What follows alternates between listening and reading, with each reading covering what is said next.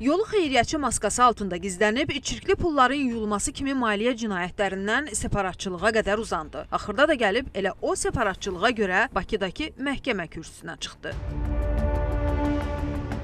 Əlbəttə, cəzasını əməlinə görə aldı dırnaqarası keçmiş dövlət naziri Ruben Vardanyan. Amma indi vaxtilə müxtəlif yollarla ələ aldığı himayəçiləri yenidən aktivləşiblər. Məqsəd aydındır, məhkəmə prosesini siyasiləşdirmək. Amma unutmayın, bu proses siyasi baxışların deyil, konkret cinayət ittihamlarının məhkəmədə araşdırılması və hüquqi qiymətini almasıdır. Onun barəsində məhkəmə hökmünün verilməsi, çoxsaylı təkzib edilməz sübutlarla təsdiqlənən cinayətlərinin məhkəmə qaydasında sübuta çatdırılması, yalnız bir cinayətkarın cəzalandırılması, cəzasızlıq mühitinin aradan qaldırılması yox, bütövlükdə beynəlxalq hüququn ümumi tanınmış normalarında əksini tapan prinsiplərin aliliyinin təmin olunmasıdır.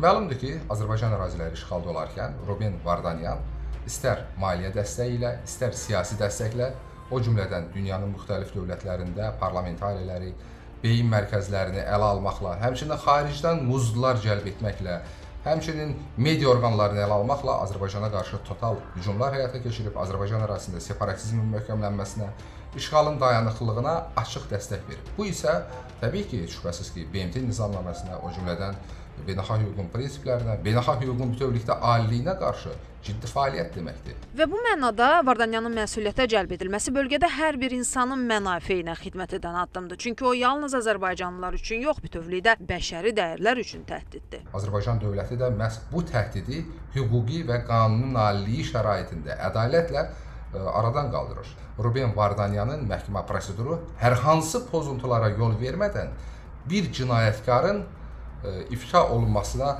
hədəfləyən bir prosesdən ibarət olub. Və bu mənada Ruben Vardanyanı əslində çoxsaylı himayəçilərinə, onu qoruyan çoxsaylı iri güclərə baxmayaraq Azərbaycan tərəfindən bugün məhkəmə qarşısına çıxarılması həm də dövlətimizin gücünün, qüdrətinin, imkanının və bu bölgədə bütövlükdə insan amilinin və beynəlxalq hüququn qarantları qismində çıxış etməsinin bir göstəricisidir.